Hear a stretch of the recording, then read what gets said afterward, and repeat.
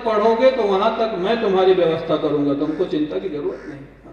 उनकी इतनी करुणा, इतना स्नेह, ये ईश्वर या ईश्वर प्राप्त संत को छोड़ करके कोई नहीं दे सकता है। तो तस्मिस् तज्जने भेदा भावात, ऐसा महापुरुष अगर आपको कहीं मिल जाता है तो सोच लेना ईश्वर मिल गया हमको। ईश्वर तो 2-5 मिनट के लिए दर्शन देंगे और चले जाएंगे। ऐसा महापुरुष चलता फिरता भगवान का विग्रह है वो तो। आगे कहते हैं महाराज फिर क्या करना चाहिए? तदेव साध्यताम, अगले सूत्र में कहते हैं तदेव साध्यताम। एव शब्द जो है तदेव साध्यताम माने वही करो और कुछ नहीं। एव शब्द बाकी क्रिया की, बाकी कर्मों की व्यावृत्ति करता है। जब तक ये जीवन में काम न हो जाए तब तक कोई दूसरा काम मत करो। ऐसे संत का सत्संग और साधना, दो ही काम। ये जीवन का पहला काम है जिसको हम लोग अंतिम काम बना के बैठे हुए।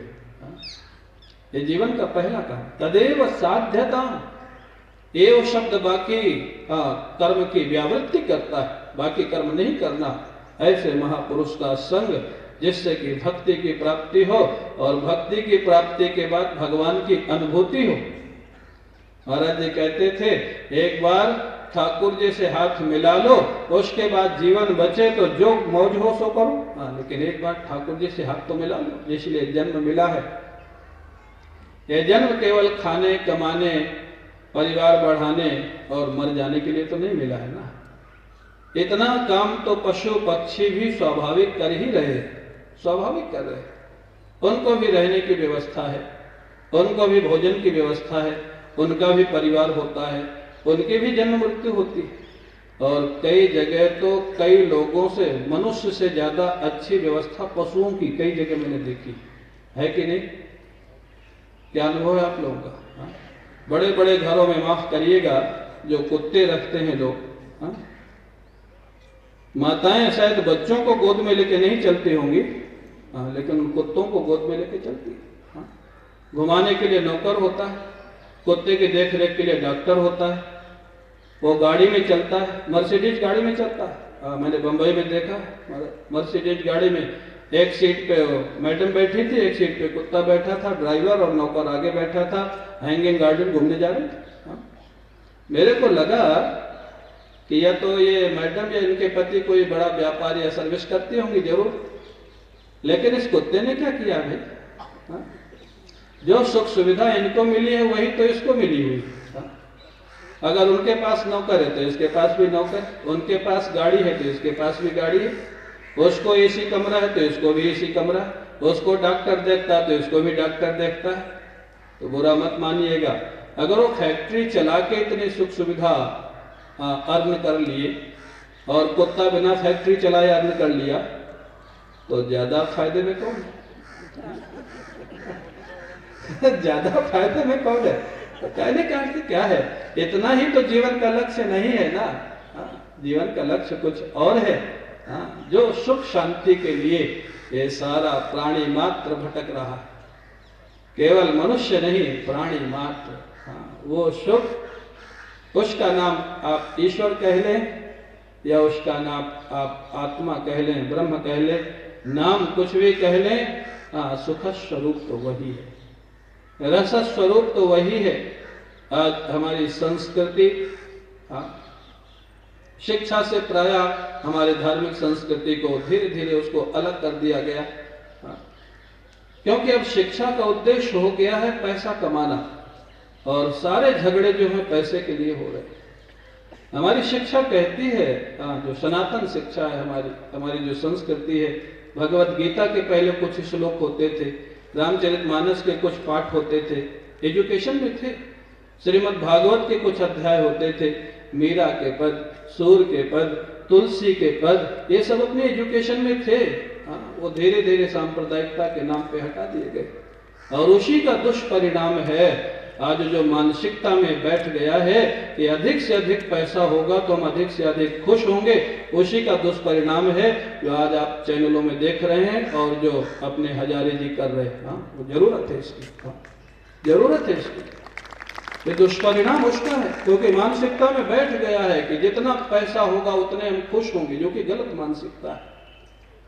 पैसे में सुख होता तो जिन लोगों ने बाहर पैसा रख रखा हो खरीद के पहले सुख रख लेते ना, पैसा क्यों बाहर रखने की जरूरत ही नहीं। अगर पैसे से सुख खरीदा जा सकता, शांति खरीदी जा सकती, तो शांति और सुख ही खरीद के रखते ना सज्जनों।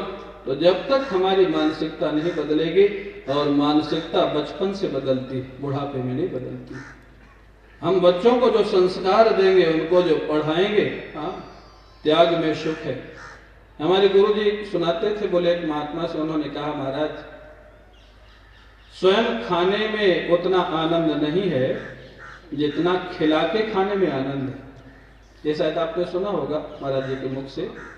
जानते हो, सामने वाले महात्मा ने एक और अच्छी बात कही। बोले तुम्हारी बात ठीक है, लेकिन इससे भी एक और अच्छी बात है। बोले क्या? बोले खिला के खाने में भी उतना सुख नहीं है जितना खिला के भूखे रह जाने में सुख है। तो ये हमारी भारतीय संस्कृति, ये हमारा सनातन धर्म है। लेकिन आजकल तो सबका खा जाने में ही सुख है। यही कल्चर हो गया ना।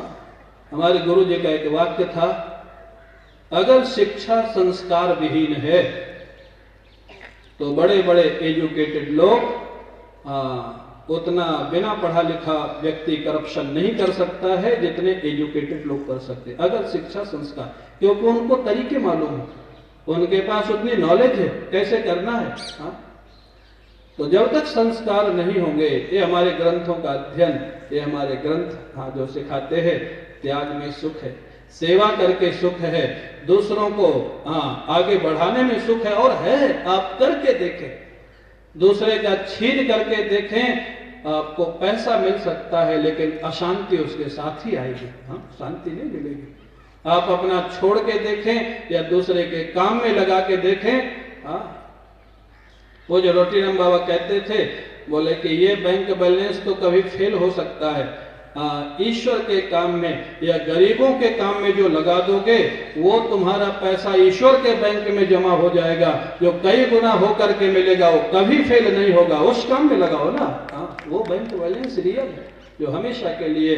तो हमारी जो मानसिकता है, तदेव साध्यताम, देवर्षि नारद कहते हैं, तदेव साध्यताम, यही काम पहले करना है। क्या? सुख शांति कैसे मिले, सुख शांति का रास्ता क्या है, ये हमारा पहला काम है। ये हमारी संस्कृति में होना चाहिए, ये हमारी शिक्षा में होना चाहिए। जो कुछ व्यक्तिगत स्वार्थ के लिए, मेरे को आश्चर्य होता है, 4-5 वर्ष पहले मैंने एक पुस्तक देखी थी, उसका नाम था प्राचीन भारत, हिस्ट्री की बुक थी, 8वीं कक्षा में NCERT के कोर्स में चलती थी। उसमें राम जी के विषय में, कृष्ण जी के विषय में, गोविंद सिंह जी के विषय में ऐसे ऐसे गलत शब्द लिखे थे। किसी ने मेरे को आके बताया, मेरे को विश्वास नहीं हुआ। मैंने कहा मेरे को दिखाओ। वो पुस्तक ला करके दिखाया, अंडरलाइन करके। मैंने पढ़ा तो मेरे को आश्चर्य हुआ। फिर मैंने देखा इसका लेखक कौन है। उसके लेखक थे प्रोफेसर राम शरण शर्मा, ब्राह्मण। मेरे को और आश्चर्य हुआ। मैंने उनसे कहा, सज्जन से, मैंने कहा ये लेखक तो ब्राह्मण है, इसका क्या लिखा है? तो उसने बड़े दुख के साथ कहा, बोले महाराज ब्राह्मण तो रावण भी था ना। ब्राह्मण होने से कोई अच्छा हो जाएगा तो आवश्यक नहीं है ना, ब्राह्मण तो रावण भी था। ईश्वर कृपा से, प्रयास से हमारे कुछ लोग हैं दिल्ली में ही, बत्रा जी, भाई जी, जो शिक्षा के माध्यम से, शिक्षा संस्कृति उत्थान के माध्यम से कोर्ट गए जब गवर्नमेंट ने नहीं सुना, और 5 पुस्तकें हाई कोर्ट ने बैन कर दी हिस्ट्री की, जो गलत पढ़ाई जा रही थी। आप लोगों को मालूम भी होगा। कहने का अर्थ क्या है? व्यक्तिगत स्वार्थ के कारण जो आज समस्याएं बढ़ रही हैं, व्यक्तिगत स्वार्थ के लिए। ऐसा नहीं कि लोग नहीं जानते हैं कि क्या हो रहा, जानते हैं। हमारा क्या होगा ये समस्या है। लेकिन हमारे शास्त्र कहते हैं, अगर आपको जीवन में जो आप चाहते हैं, रास्ता आपका भटका हुआ है, आप जहां खोज रहे हैं वहां वो है नहीं जो आप चाहते, तदेव साध्यताम। अगर सच्चा सुख चाहिए, सच्ची शांति चाहिए, तो कोई भगवत प्राप्त महापुरुष का संग करो, तब पता लगेगा सच्चा सुख क्या होता है। तदेव साध्यताम, वही करो पहले, और दूसरा काम मत करो जिसको हम लोगों ने गौण करके रख रखा है। सबसे लास्ट प्रायोरिटी जिसकी रख रखी है, सारे कामों से समय मिला तो चलो बाबा जी का सत्संग सुनाते। जब सारे कामों से समय बच गया, लास्ट प्रायोरिटी नहीं, फर्स्ट प्रायोरिटी उसकी होनी चाहिए। तदेव साध्यताम तदेव साध्यताम, 2 बार देवर्षि नारद ने कहा। तो संस्कृत में एक सूक्ति है, द्विबद्धम सुबद्धम भवति। 2 बार अगर कोई बात कही जाए तो कहने का अर्थ है वक्ता का उसमें बहुत आग्रह है। तदेव साध्यताम बोले वही करिए, और कुछ करने की जरूरत नहीं है। अगर जीवन में सुख शांति चाहिए, और वास्तव में जो हम चाहते तो सुख शांति ही है, लेकिन कहाँ मिले इस विषय में भ्रांत है। कैसे मिले, कहाँ मिले। आज अर्थ करी शिक्षा हो गई, अर्थ के पीछे सारे दौड़ रहे, अर्थ के लिए झगड़े हो रहे हैं। महाराज देवर्षि नारद कहते हैं इससे तो शांति नहीं मिलेगी। अर्थ के 15 अनर्थ गिनाए हुए भागवत में। अर्थ माने पैसा संपत्ति के, अगर वो अर्थ ईश्वर से नहीं जुड़ा है तो, अगर वो अर्थ ईश्वर से नहीं जुड़ा है, लक्ष्मी जी का संबंध अगर नारायण के साथ नहीं है तो अनर्थकारी हो जाती है। 15 अनर्थ हैं, अविश्वास है, अभिमान है, व्यसन है, शंका है, ये सब भागवत में गिनाए हुए 15 अनर्थ उसके। तो महाराज कहते तदेव साध्यताम, अर्थ एक पुरुषार्थ है, लेकिन केवल अर्थ पुरुषार्थ नहीं है, ये ध्यान रखिएगा। धर्म अर्थ काम मोक्ष संपुटित है, काम और अर्थ धर्म और मोक्ष से संपुटित है। प्रारंभ में धर्म है और अंत में मोक्ष है। माने अर्थ कमाओ तो पहले धर्म करो, धर्म के साथ अर्थ कमाओ, और जीवन की सुख सुविधा जितनी जरूरत है उतनी बढ़ाओ, क्योंकि लक्ष्य में मोक्ष रहना चाहिए। संपुटित है अर्थ और काम, धर्म और मोक्ष के साथ, पहले धर्म है अंत में मोक्ष है, बीच में अर्थ और काम है। कहने का अर्थ क्या है, तो तदेव साध्यताम। और रोटीराम बाबा तो कहते थे भाई हमारा काम था कह देना, मर्जी तो आप ही की चलेगी, आपकी जो इच्छा होवे। बाबा तो अंत में कहते थे, बोले हमारा आशीर्वाद है कि सुखी रहो, मानोगे तो सुखी हो जाओगे, नहीं मानोगे तो तुम्हारी मर्जी। तो तदेव साध्यताम। तो बड़े बड़े जो महापुरुष हुए हैं महाराज, जिन्होंने सुख बांटा है, सुख की फैक्ट्री जैसे सुख बढ़ता रहता था, निरखता रहता था। हमने अपने महाराज जी को देखा है, रोते रोते लोग आते थे, हंसते हंसते निकलते थे, वापस जाते थे। क्या उनका जीवन था। तो कहते हैं महाराज पहला काम है संतों का साथ, ठीक मार्गदर्शन ले लेना। अगर वो नहीं मिला तो जीवन कहाँ जाएगा, कहाँ फंसेगा और कहाँ पचड़े में पड़ जाएगा, इसका कोई भरोसा नहीं। बड़े बड़े पद वाले लोग, बड़े बड़े प्रतिष्ठा वाले लोग, बड़े बड़े पैसे वाले लोगों को ऐसा देखा गया है, वो सो नहीं सकते हैं, खा नहीं सकते हैं, किसी से अपने मन की बात बोल नहीं सकते, सब कुछ होने के बाद भी अगर ईश्वर उनके जीवन में नहीं है। तो इसलिए पहला काम क्या है, महाराज जी कहते थे एक बार ठाकुर जी से हाथ मिला लो, उसके बाद जो आवे मौज में करो, फिर तो ठीक ही जीवन चलेगा। लेकिन पहला काम तो वही है, भरी लोचन बिलो की अवधेशा, तब सुनियो निर्गुण उपदेशा। पहला जीवन का जो लक्ष्य है वो होना चाहिए, हमारा संस्कार, हमारे धर्म। आगे देवर्षि नारद कहते हैं भाई ये तो करें, बाकी और बोले क्या क्या न करें, बोले दुःसंगः सर्वथैव त्याज्यः। दुःसंगः, दुष्संग का अर्थ होता है खराब संग, और दुष्संग का अर्थ होता है दुष्ट का संग, खल का संग। रामचरितमानस में एक अर्धाली है, आप लोग सब जानते हैं, बरबस वास नरक कर ताता, दुष्ट संग जन देई विधाता। बोले नरक में रहना ज्यादा अच्छा है, लेकिन दुष्ट का संग में रहना अच्छा नहीं है। एक बार पूज्य रामकिंकर जी महाराज से मैं भी बैठा था, तो शायद मैं समझता हूँ मैंने पूछा या मेरे किसी साथी ने पूछा, मैंने कहा महाराज नरक में तो बड़ी यातना होती है, वर्णन है भागवत में, 28 नरक है भागवत में, 28 नरकों का वर्णन। जैसे जैसे पाप होते हैं वैसे वैसे ठाकुर जी ने नरक बना रखे, अलग अलग उनकी व्यवस्था। जैसे जेल कई तरह की होती है ना, ऐसे नरक भी 28 तरह के। मैंने कहा वहां तो वर्णन है, बड़ा कष्ट होता है जीवात्मा को नरक में, तो फिर ये कैसे लिख दिया गया कि दुष्ट का संग ज्यादा दुखदायी है नरक से? बड़ा अच्छा समाधान दिया। क्या उनकी दृष्टि थी? रामचरितमानस में ऐसे व्याख्याता तुम्हारा दुर्लभ है ही नहीं, दिखाई नहीं दे रहे। उन्होंने कहा कि देखो इसलिए कहा गया, बोले नरक में कष्ट है, ठीक है मान लिया, लेकिन नरक में जब जीवात्मा कष्ट भोगता है तो उसके पाप धीरे धीरे कम होते जाते हैं और एक दिन वो सारे पाप खत्म करके वापस मृत्युलोक में आ जाता है।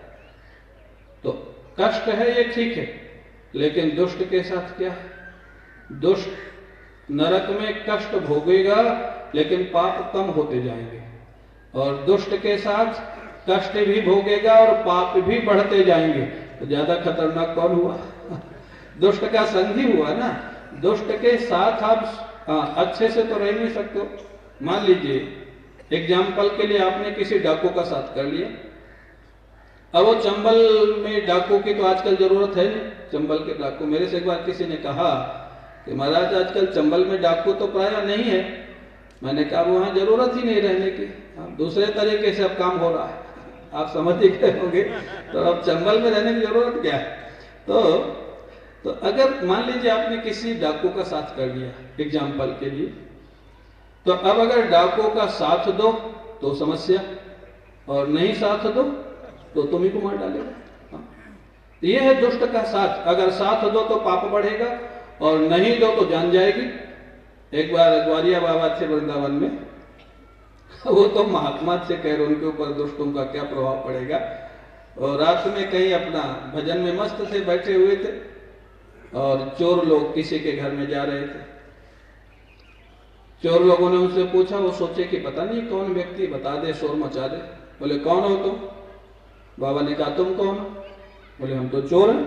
बोले हम भी चोर हो। अच्छा तुम भी चोर हो? बोले हाँ। बोले चलो हमारे साथ। बोले चलो। चल दिए महाराज। महात्माओं की तो अलग ही रहनी, बड़े मस्त महात्मा थे, भगवान कृष्ण को अपना सखा मानते थे। चल दिए। अब जिस घर में चोर घुसे तो वो भी घुस गए साथ में। चोर तो लगे सामान देखने, और ग्वारिया बाबा को दिख गई एक ढोलक घर में, और ढोलक लेके लगे कीर्तन करने। चोर तो जान बचा के भागे वहां से। बोले बाबा तो पकड़ा देगा हमको, पता नहीं बोलता था चोर हूं मैं। तो अब वहां तो डाकू फेल हो गए, लेकिन सब ग्वारिया बाबा तो नहीं हो सकते। ग्वारिया बाबा के यहाँ तो डाकू भी फेल हो गए। और क्या हुआ उसमें? हुआ क्या जानते हो? थोड़ा प्रभाव तो पड़ा। डाकुओं के साथ गए थे ना, चोरों के साथ, तो जैसे ढोलक बजी तो चोर तो भाग गए, और घर वाले जग गए ढोलक बजने से। बाबा कोई पकड़ लिया। बाबा बोले भाई मैंने कुछ नहीं किया। बोले कुछ नहीं, साथ में तुम भी थे, तुम भी कुछ किए तो जरूर होगे। अब वो सुबह उनको थाने भेज दिया, पुलिस को दे दिया।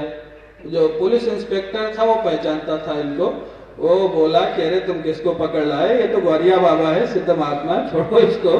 तो कहने का अर्थ क्या है कि चोरों के साथ जाने का इतना प्रभाव तो पड़ ही गया ना कि थाने तक जाना पड़ा। वो भले इंस्पेक्टर पहचान का था, छोड़ दिया, वो एक अलग बात है। तो दुष्ट संग जन देहि विधाता। तो ग्वारिया बाबा तो ऐसे मस्ती में रहते थे महाराज। उनको ग्वारिया बाबा इसलिए बोलते थे क्योंकि वो श्री कृष्ण को ग्वारिया बोलते थे। ये ग्वारिया है, ग्वारिया है, ग्वारिया है, कुछ करता नहीं है। जब दर्शन दे दिए फिर बड़ी मस्ती में रहते थे, ऐसी मौज में रहते थे, कुछ नहीं था उनके पास। आज जो लोग कहते हैं ना महाराज, जब तक पैसा नहीं हो, गाड़ी नहीं हो, कोठी नहीं हो तो आनंद कहाँ? बाबा के पास कुछ नहीं था। और जानते हो आनंद कहाँ से निकाल लेते थे? शायद पहले आपको सुनाया हो। और ग्वारिया बाबा भी 60-70 साल पहले तक थे वृंदावन, संगीत के बहुत अच्छे जानकार थे, दतिया स्टेट के राजगुरु थे वो। तो महाराज जब उनका अंतिम समय आया, 2 दिन बचे, तो लोगों से बोले कि हमारी शोक सभा करो, तुम लोग जीवित थे, हमारी शोक सभा करो। अब वो लोग बड़े घबराए, सब भक्तों से बोले नहीं करो। बोले हमको अभी परसों हमारा ट्रांसफर होने वाला, वो मौत को ट्रांसफर बोलते थे, आप शब्द देखो महात्माओं को। बोले परसों हमारा ट्रांसफर होने वाला है, ठाकुर जी हमारा ट्रांसफर कर देंगे, हमारी शोक सभा आज करो। लोग बोले बाबा शोक सभा तो अगर होगी भी तो बाद में होती है, अभी आप बैठे हैं तो कैसे शोक सभा होगी? तो हंसने लग गए। अब देखो एक संत का आनंद में कह रहा था, वो बोले कि जब मैं चला जाऊंगा तब तुम लोग मेरे विषय में क्या बोलोगे, मैं कैसे सुनूंगा? इसलिए मेरे सामने बोलो, शोक सभा मनाओ कि ग्वालिया बाबा चले गए, ऐसे थे, मनानी पड़ी लोगों को। हाँ, वो स्वयं बैठे हैं सभा में और लोग शोक सभा मना रहे हैं, ग्वालिया बाबा ऐसे थे और सुन के खूब हंस रहे। तो मौत को भी जो आनंद का रूप दे सकता है, यह एक संत का जीवन, यह एक संत का जीवन। तो आनंद कहाँ है ये हमको देखना होगा। दुस्संगः सर्वथैव त्याज्यः, पूर्ण रूप से दुस्संग से हमको बच के रहना चाहिए। दुस्संग माने दुष्ट का संग, खल का संग। और सीधी बात है, श्रीमद् भागवत में तो एक श्लोक ही लिखा है, सवै पुंसाम परो धर्मो यतो भक्ति रथोक्षजे। बोले किसका संग करें किसका संग न करें कैसे पता लगे? अरे एक ही सूत्र लगा दो ना, एक श्लोक के भागवत का याद कर ले, भक्ति साधना का साधक सब जगह काम देगा। सवै पुंसाम परो धर्मो यतो भक्ति रथोक्षजे अहेतुक्य प्रतिहता ययात्मा संप्रशीतति। बोले क्या करे क्या न करे? बोले जिसके संग से भगवान का प्रेम बढ़ता हो उसका संग करें, और जिसके संग से भगवान का प्रेम घटता हो उसका संग मत करें। आपको जरूरत ही नहीं थर्मामीटर लगाने की कि दुष्ट है कि सज्जन, क्या जरूरत? आप देख लो कि उसके संग से होता क्या, उसके साथ रहने से भगवान का प्रेम बढ़ता है या दुनिया का प्रेम बढ़ता है। जहां जाने से, जिसका संग करने से, जो खाने से, जो सुनने से, जो देखने से भक्ति बढ़े, वही देखो सुनो खाओ और संग करो, और जिससे कृष्ण प्रेम कम हुए वो मत करो। सीधा सा सूत्र है। एक सूत्र अगर जीवन में याद हो जाए, महर्षि व्यास ने कितनी करुणा की है हमारे आपके लिए, सारे शास्त्रों का निचोड़ श्रीमद् भागवत में रख दिया है। एक एक श्लोक, एक एक सूत्र यदि याद हो जाए और जीवन में हम लोग धारण कर लें, तो ये जो किंकर्तव्य विमूढ़ता कभी कभी आ जाती है ना, क्या करें क्या ना करें, यही सूत्र सबका समाधान दे देगा। भक्त के लिए, साधक के लिए, क्या करें क्या ना करें, कहाँ जाएं कहाँ न जाएं, किसके साथ मिलें किसके साथ ना मिलें, क्या खाएं क्या ना खाएं, सीधा एक ही सूत्र सबका जवाब दे देगा। भगवान का प्रेम जिससे बढ़े वो करना है, और जिससे घटे वो नहीं करना है। एक ही सूत्र। तो दुस्संगः सर्वथैव त्याज्यः, सर्वथा माने सर्व प्रकार से, सब प्रकार से छोड़ देना। कभी कभी लोग कहते हैं महाराज अब क्या करें, समाज में रहना है तो मिलना पड़ता है। यहाँ समाज में रहने वाले की चर्चा नहीं है, यहाँ तो क्रांतिकारी की चर्चा। जैसे मीरा ने क्रांति की कृष्ण के लिए, प्रहलाद ने क्रांति की अपने प्रभु के लिए, यहाँ उसकी चर्चा, प्रेम लक्षणा भक्ति की। यहाँ जो महाराज दुनिया भी पकड़े भगवान भी पकड़े उसकी चर्चा नहीं है। ठीक है, वो भी एक दिन आएगा लेकिन विलंब लगेगा। यहाँ जो नारद जी चर्चा कर रहे हैं, मीरा जैसे निश्चिंत होकर के, मैं तो गिरधर हाथ बिकानी, अब तो होनी होए सो होए, जो होना हो सो होए, कोई चिंता नहीं महाराज। तो उसके लिए है। तुलसीदास जी महाराज ने भी तो लिखा है ना, जानकी जीवन की बलि जय हो, न्यौछावर हो जाऊंगा प्रभु के प्रति, शरणागत हो जाऊंगा। बोले महाराज जो जो भगवान के विरोधी होंगे, ना तो नेह राम के मनियत, सुहृद सुसेव्य जहां लो, अंजन कहा आंख जही फूटे, बहुतक कहो कहां लो। जो भगवान के भक्ति में सहयोगी हो उन्हीं से प्रेम रखना, बाकी लोगों से नहीं रखना है। गोस्वामी जी से कहा किसी ने कि आप सबसे नाता तोड़ बैठेंगे, आपका व्यवहार कैसे चलेगा? ना तो नेह राम सो कर सब, ना तो नेह बही हो, तुलसीदास जी कहते हैं, बोले फिर परिणाम क्या होगा? बोले परिणाम मेरे को नहीं सोचना है, परिणाम राम जी को सोचना है। ना तो नेह नाथ सो करी, सब नातो नेह बहई हो, यह छल भार दास तुलसी तेहि जाको दास कहे। ये उनको सोचना है कि मेरा क्या होगा, ये मेरे को नहीं सोचना है। तो वो क्रांतिकारी जो जीवन भक्त का होता है वो यहाँ पर वर्णन है। हाँ, सर्वथैव त्याज्य, छोड़ दो चिंता, क्या होगा, सामने वाला क्या सोचेगा, दुनिया वाले क्या कहेंगे, अरे वो चिंता तुमको नहीं करनी है, वो चिंता तुम्हारे ठाकुर को करनी है। जिन्होंने अर्जुन की चिंता की, जिन्होंने अम्बरीश की चिंता की, जिन्होंने प्रहलाद की चिंता की, क्या इन्होंने दुनिया की चिंता की थी क्या?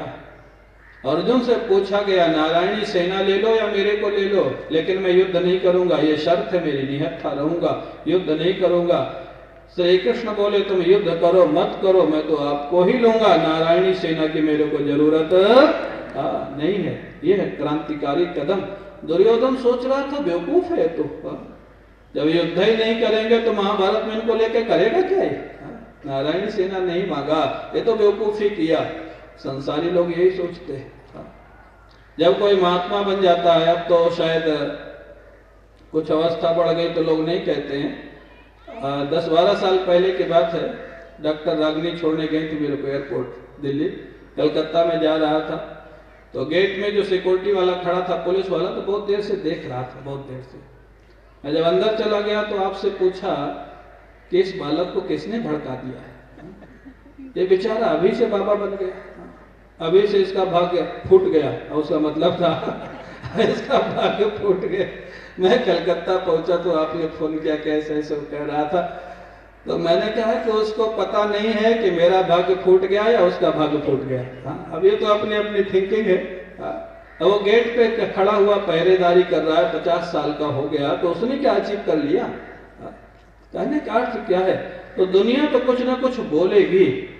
और एक संत तो कहते थे कि दुनिया जब बोलने लग जाए कि थोड़ा खिसके हुए, हाँ ये भी लोग बोलते हैं भक्त के लिए। कल ही कोई कह रहा था, महाराज हमको लोग बोलते हैं थोड़ा इसका दिमाग खिसका हुआ है।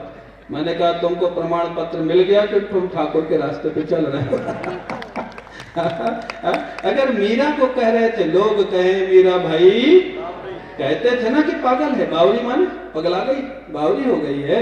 तो अगर तुमको कोई ईश्वर के रास्ते पे चलने के बाद कहे कि थोड़ा खिसके हुए है, तो ये तो प्रमाण पत्र मिल गया ना आपको कि मीरा के रास्ते में, भक्ति के रास्ते में चल पड़े। हाँ, ये दुनिया तो बोलेगी, दुनिया की चिंता नहीं करना, क्रांतिकारी जीवन है। हाँ, उसकी चिंता करना जिसने अर्जुन की चिंता की, जिसने सुदामा की चिंता की, जिसने अम्बरीश की चिंता की। अरे आज भी जो संतों की चिंता करता है, आज भी, पहले की हो तो की, आज भी योगक्षेमम वहाम्यहम, जिसकी प्रतिज्ञा है, अनन्याश्चिन्तयन्तो माम ये जनाः पर्युपासते तेषाम नित्याभियुक्तानाम, लेकिन शर्त है नित्याभियुक्तानाम। अनन्याश्चिन्तयन्तः, अनन्य भाव से चिंतन कर रहे हैं या नहीं? न अन्यः अनन्यः, जिसकी दृष्टि में आश्रय के लिए कोई दूसरे की न तो जरूरत है न दूसरा है, वो है अनन्य।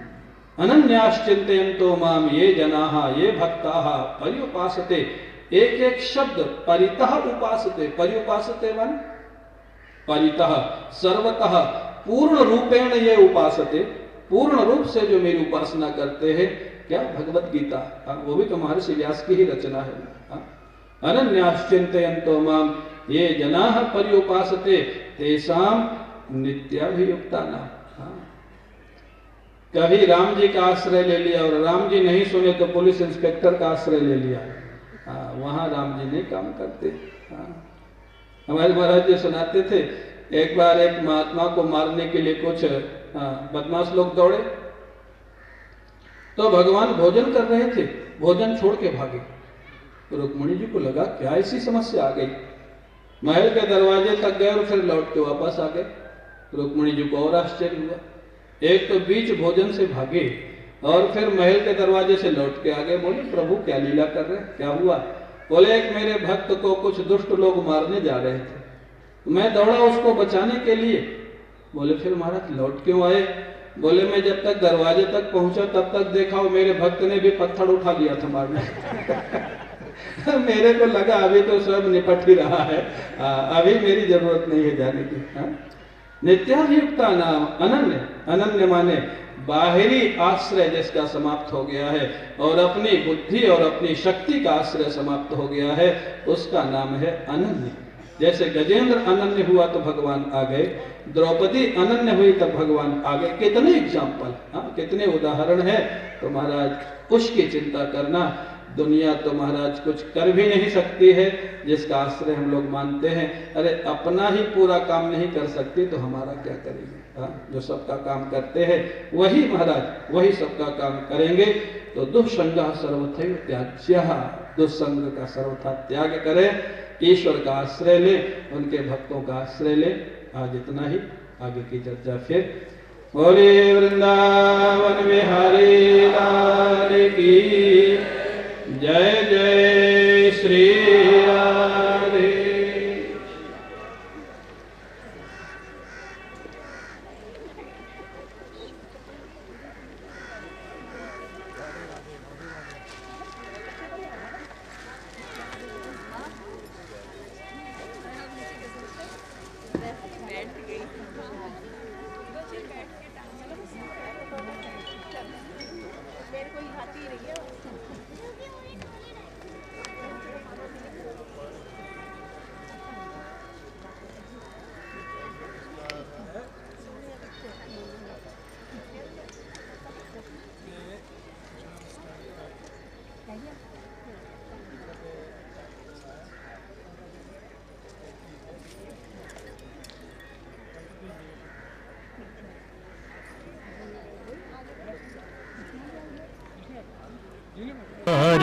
आधार नहीं जिनके कछुआर आधार नहीं, तिनके तुम ही रखवारे हो। पितु मातु सहायक स्वामी सखा,